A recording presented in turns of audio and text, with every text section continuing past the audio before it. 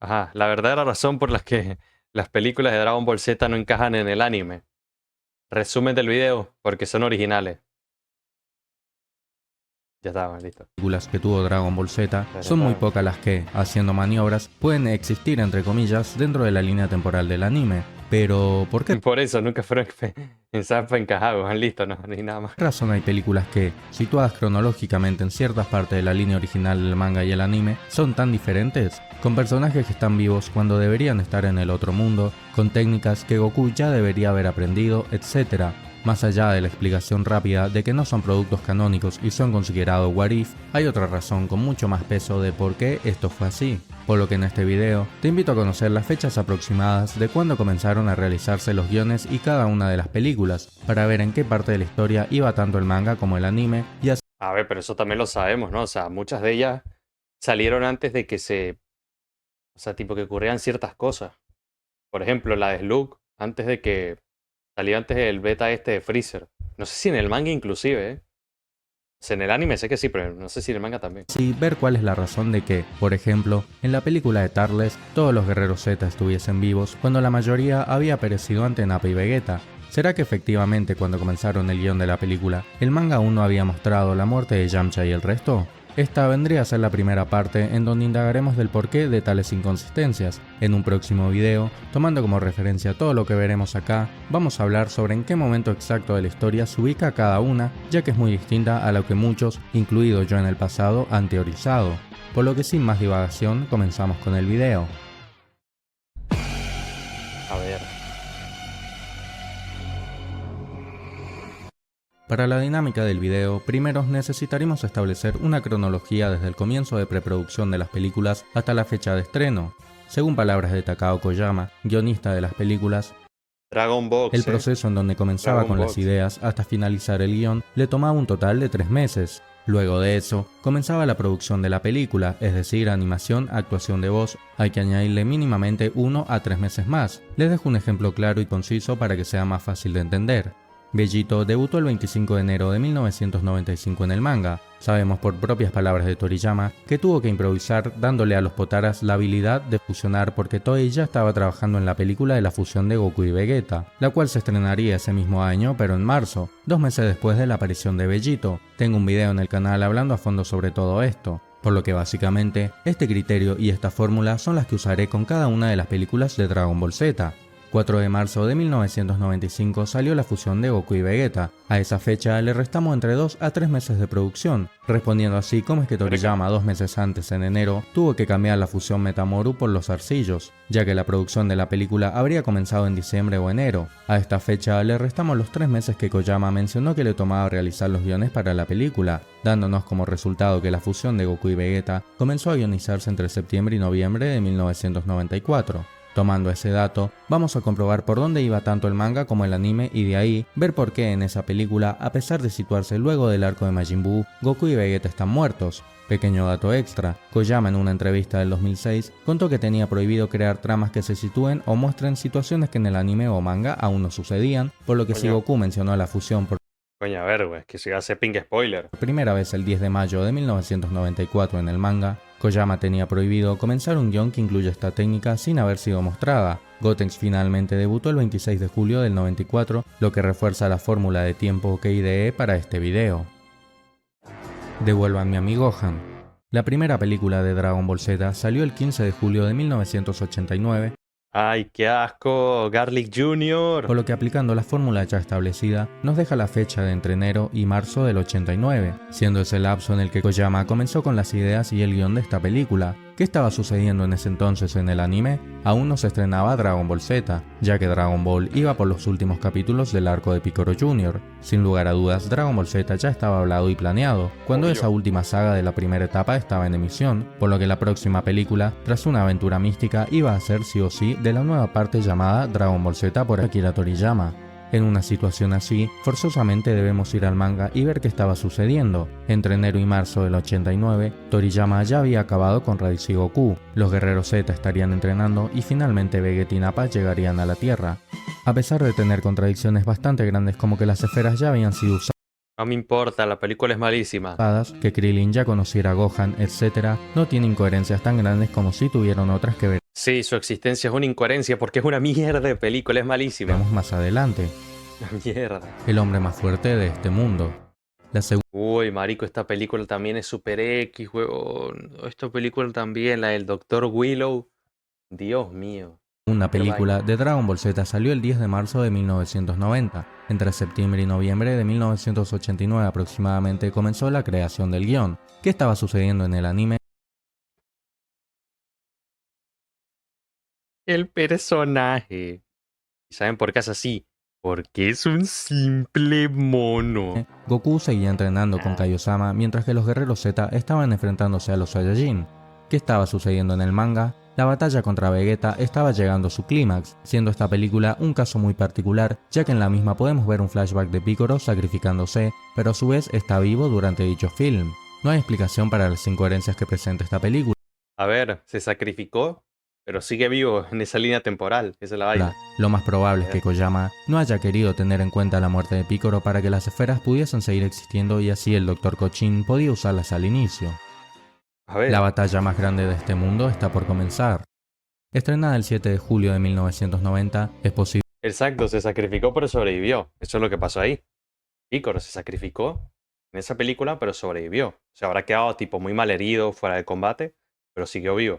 que se haya comenzado a trabajar en las ideas y guión entre enero y marzo del mismo año.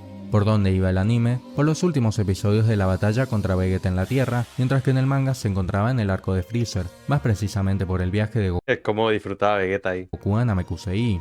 Supongo que al Y Freezer con mucho malestar. Koyama ver que los protagonistas ya habían ido a Namekusei para revivir a sus amigos, decidió situar esta historia Rico. luego de dicho viaje. Por eso mismo se menciona a Freezer en uno de los diálogos de la película. Lo que obviamente no tuvo en cuenta al realizarla es que Goku tras el arco de Freezer sería ya un Super Saiyajin y su poder sería muchísimo mayor. Básicamente, sitúa esta película tras el viaje a Namekusei, por eso todos los guerreros Z están vivos y el manga, al haber ido recién por el viaje de Goku a dicho planeta, era imposible para él saber que vendría más adelante. Goku es un Super Saiyajin. Estrenada el 9 de marzo de 1991, seguramente se comenzó a trabajar en su guión entre septiembre y noviembre de 1990. El anime iba por la llegada de las Fuerzas Especiales Ginyu y ya se había mostrado a Vegeta hablando sobre que Goku posiblemente sea el Super Saiyajin. El Que sí, Vegeta, que el Super Saiyajin, que sí. manga por su parte iba por la derrota del Capitán Ginyu hasta la pelea de Piccolo contra Freezer. Claramente el Super Saiyajin aún no debutaba. Además, también explica por qué Kaiosama menciona que Slug es más poderoso que Freezer. Cuando Koyama estaba escribiendo el guión de la película, Freezer aún no mostraba sus dos formas finales. Por consiguiente, cuando él incluyó ese diálogo de Kaiosama, usó de referencia el poder que se conocía de Freezer solo en el anime, que era alrededor de 500.000, o también cabe la posibilidad de que se basara del manga, el cual iba por Freezer transformado en su segunda forma, teniendo el poder de un poco más de 1.000.000. Los rivales más poderosos. La película de Cooler se estrenó el 20 de julio de 1991, por lo que según nuestros cálculos, se comenzó a trabajar en su guión entre enero y marzo del mismo año. Para esas fechas, el anime iba entre la resurrección de Piccolo hasta la batalla entre este y Freezer. Por otra parte, el manga ya iba por la Genkidama de Goku contra Freezer seguida de su transformación en Super Saiyajin. Esto claramente explica por qué Goku tiene el mismo problema en la película que en el manga para transformarse, necesita enfadarse.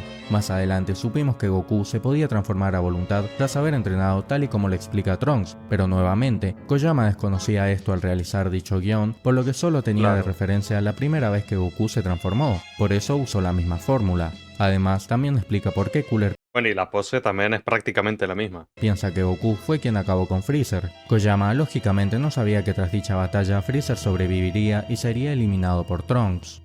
Los guerreros más poderosos.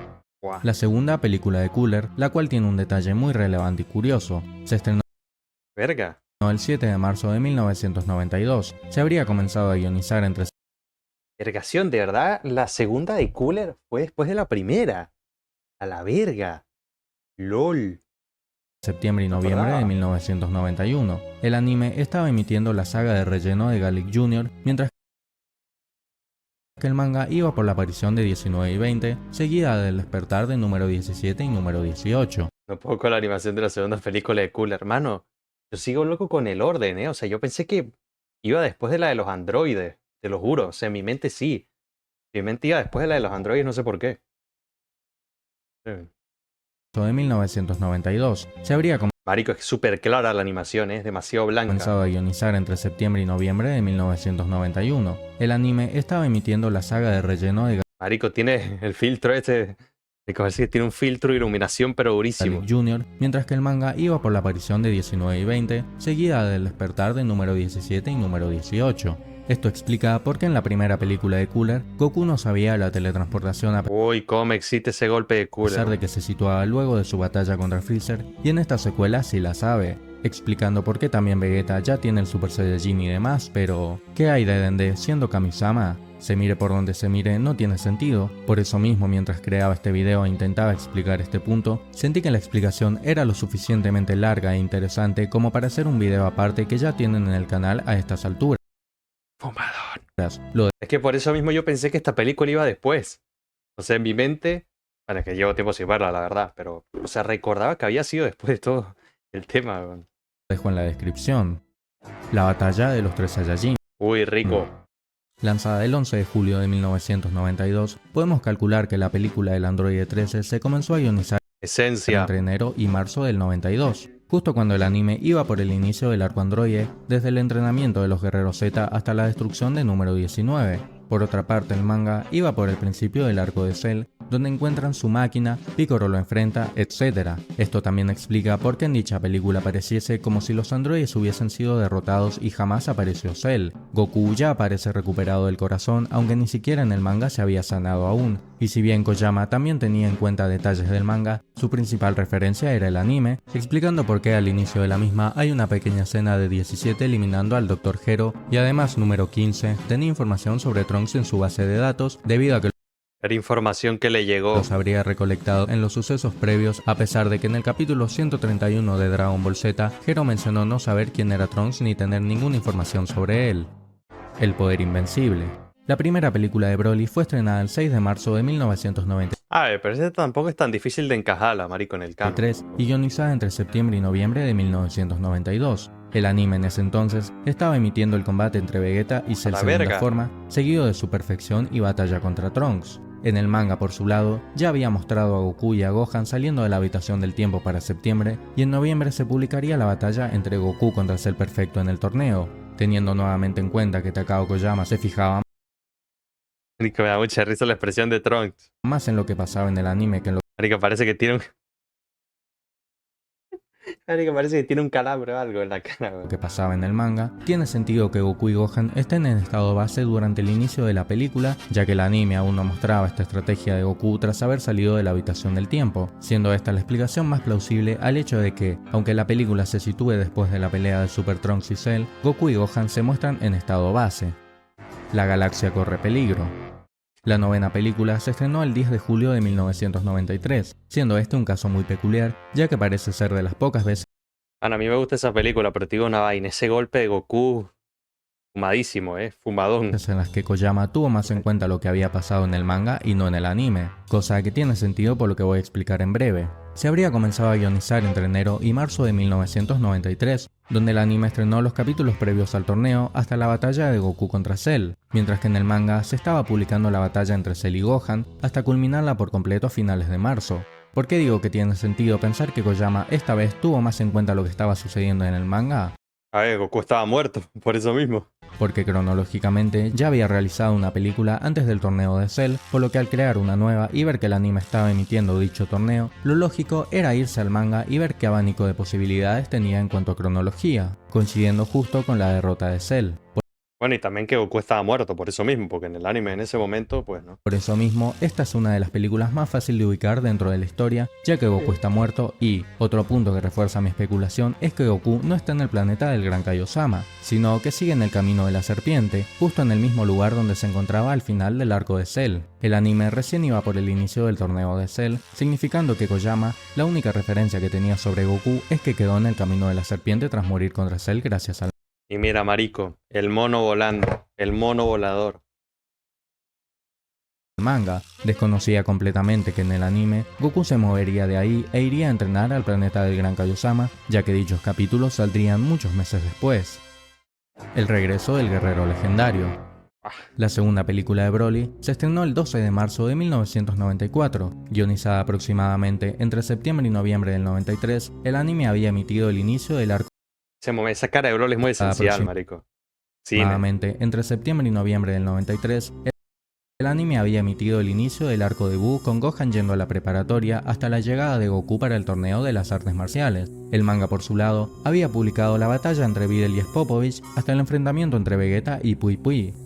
Aquí yo creo que se basó en el manga. ¿Por qué lo pienso? Por cómo Broly maltrata a Videl. No hay mucho para explicar realmente. Esta película muestra a Videl volando porque en el anime Gohan ya le había enseñado y Goten ya conocía a Goku porque lo que Koyama vio tanto en el manga como en el anime, Goten ya lo había conocido, tomando este suceso en cuenta para guionizar la película. Por otra parte, la ausencia de otros personajes como Vegeta o Piccolo no se explica, simplemente habrá sido decisión de Koyama por Eso es verdad, mano. Videl demostrando por qué es hija de Mr. Satan. Porque darle más Mr. Satan protagonismo al resto sobrevivió. Recordemos que Satan sobrevivió al golpe de Cell. Recordemos. de Videl demostrando personajes por qué que, es su hija. para ese entonces, eran todos nuevos, incluyendo a la versión adulta de Gohan. El combate final. La tercera y tan odiada película de Broly fue estrenada el 9 de julio de 1994, por lo que se habría comenzado a guionizar entre enero y marzo del mismo año. El anime, entre ese rango de 2 meses, emitió Lo siento, es que mencionó esta película y me dio como sueño. el inicio del torneo de la sección adultos hasta la batalla entre Goku y Jakon. El manga por su lado había publicado la batalla entre Gohan y Daura hasta el despertar de Majin Buu, siendo así que básicamente la referencia que Koyama tenía para la historia es que los personajes habían participado en el torneo de las artes marciales. Por Marico, ¿por qué Mr. Satan tiene esa cara? ¿Por qué tenía la para pone? la historia es que los personajes habían participado en el torneo Así que esa cara de Satan es rara, ¿eh? O sea, de las artes marciales. Por eso habría decidido colocar la historia de esta película tras dicho torneo, ya que como vemos al inicio, 18 le cobra a Satan el dinero por haberse dejado ganar, explicando a la perfección cosas como por qué Goten y Trunks no sabían la fusión y descartando la teoría de que Majin Vegeta existió y habría acabado con Majin Buu, ya que dichos sucesos ni siquiera habían pasado aún en el manga, por lo que nuevamente la ausencia de Vegeta e incluso Gohan tienen una explicación únicamente de guión, nada más. La fusión de Goku y Vegeta. La decimosegunda película de Dragon Ball Z que presenta a Gogeta se estrenó el 4 de marzo de 1995. Sabemos que gracias a esta película, Toriyama no pudo usar la danza Metamoru para fusionar a Goku y a Vegeta, por lo que tendría que darles estabilidad a los Potaras. Se habría comenzado a guionizar entre la mejor película solo porque sale en pintor austriaco. Marico, y en esta película también va Gohan y le revienta el huevón de Freezer ahí de un golpe. Tiene. septiembre y noviembre de 1994, cuando el anime iba justamente por donde Goku menciona la técnica de la fusión por primera vez, hasta la despedida de Goku, quien debía volver al más allá. El manga por su lado había mostrado la aparición de Super Buu hasta la batalla entre Era marico Majin Buu contra el Buu ese ahí que nació en Venezuela. y Gotenks. Con esta película, básicamente la fórmula que creamos al iniciar el video encaja a la perfección. Takao Koyama tuvo de referencia la técnica de la fusión, de la cual Goku habló en ese mismo lapso de tiempo en el anime, mencionando que si Vegeta estuviese ahí podría hacerla con él, incluso también se mostró cómo era la danza y demás. Al ver esto y creer que la fusión de Goku y Vegeta sería imposible de ver en la historia oficial del manga, decidió crear una historia donde sí podía darse este escenario, desconociendo que Toriyama más adelante traería de vuelta a Vegeta y a Goku para fusionarlos, por lo que al llegar ese momento del manga, a Akira Toriyama le tocaba improvisar sobre la marcha una vez más y crear la fusión con los arcillos, por lo que básicamente todo encaja. Koyama tenía de referencia la fusión mencionada ya por Goku en ese entonces, adoptando esta idea para la película. Además, tanto en el manga como en el anime, en el mismo lapso en el que se comenzó a guionizar la película de Janemba, tenía Era marico. tanto en el manga como en el anime, en el mismo lapso en el que se comenzó a Todos se despiden menos 18 y ahí el pobre Goten triste. Weón. guionizar la película Ah, bueno, y Piccolo también, Piccolo tipo. Farmeando la aura. de Janemba, tenía a Goku y a Vegeta muertos, pero Goku ya había alcanzado a pelear contra el Buu gordo, por eso mismo menciona que el primero en hacerlo usar la fase 3 fue Majin Buu. Y para rematar, lo único que Koyama sabía respecto a Vegeta era lo que Piccolo le dijo antes de explotar: tu alma desaparecerá por haber hecho tantas maldades en vida, por eso Vegeta recuperó su cuerpo únicamente por la anomalía generada por Janemba y más adelante al resolverlo, su alma volvería a desaparecer. Koyama, por Esencia. obvias razones, ignoraba que Akira en el manga revelaría que Vegeta en realidad no había perdido su cuerpo, ya que en Masama hizo una excepción por si llegaban a necesitarlo contra Majin Buu nuevamente, que refuerza todo esto que estoy diciendo, el propio tráiler de la película, que como estarán viendo en pantalla, Vegeta tiene la M en la frente, significando que para Koyama, Vegeta al morir seguiría manteniendo la marca de Babidi en su frente, cosa que no llegó a la película final, seguramente porque al estarla animando sabrían que Vegeta no conservaría la M en la frente estando muerto. El ataque del dragón. La última película de la era clásica de Dragon Ball Z se estrenó el 15 de julio de Uf. 1995. Cuando se guionizó entre enero y marzo del mismo año, el anime había emitido la introducción de Super Buu hasta la batalla contra Gotenks Phase 3. El manga, en cambio, había publicado desde la resurrección de Goku y la posterior aparición de Vegito hasta la batalla contra Kid Buu, donde Buu Gordo ayuda en el combate.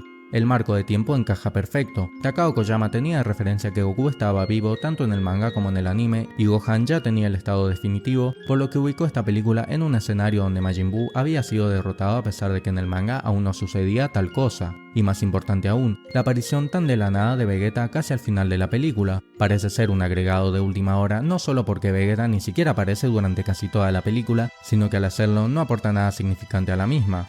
Pero, ¿por qué digo que parece un agregado de última hora? Porque tanto en el manga como en el anime, si bien Vegeta tenía ya su cuerpo, aún no había revivido, por lo que Koyama habría creado el guión sin Vegeta al pensar que tras derrotar a Kid Buu seguiría muerto, pero al ver que Toriyama finalmente lo revivió, lo agregó en una escena casi al final para que coincidiera con la historia original. Por lo que básicamente ya sabemos a la perfección en qué punto de la historia estaba el anime y el manga al momento que fueron creadas cada una de las películas de Dragon Ball Z, siendo esta la respuesta al misterio de por qué son tan incongruentes respecto a la historia original. Próximamente se viene la parte complementaria de este video, donde indagaremos bien a profundidad sobre qué sucesos en la historia fueron distintos al canon original para que se hayan dado estas tramas de películas, basándonos en el momento exacto del manga y del anime en donde Takao Koyama comenzó a guionizarlas. Una vez dicho todo esto, el turno nuevamente es tuyo. ¿Qué opinas respecto? Buen video, mano. Buen video.